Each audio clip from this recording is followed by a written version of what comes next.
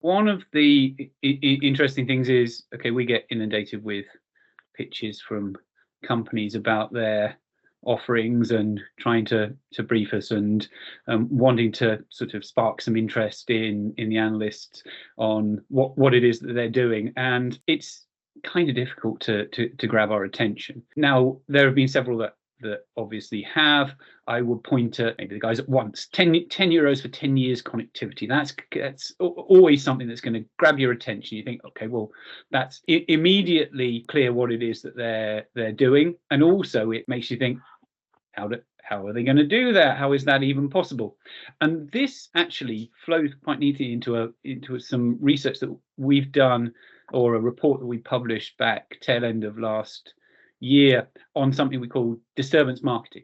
This idea that if you want to grab people's attention, you kind of got to disturb what they think of as being the status quo, and do that within certain parameters that are kind of understandable, but pique their curiosity and almost challenge their professional expertise, making them think, well, if this is true, then I need to understand about it. I need to know about it, and I need to work out how it fits within these things that I live and breathe. And so that for me, kind of that kind of approach and that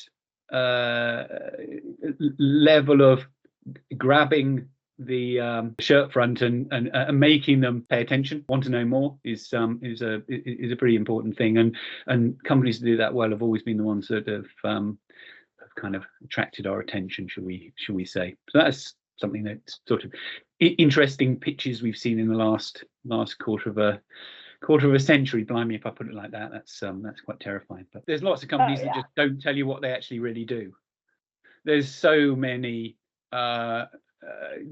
we orchestrate, or we enable, or we do and without kind of wanting to commit to what it is that they're actually doing, and it's rather frustrating, because actually, to a certain extent, you just want them to tell you what they do, and they wrap it all up in language that tries to imply that they're all things to all people.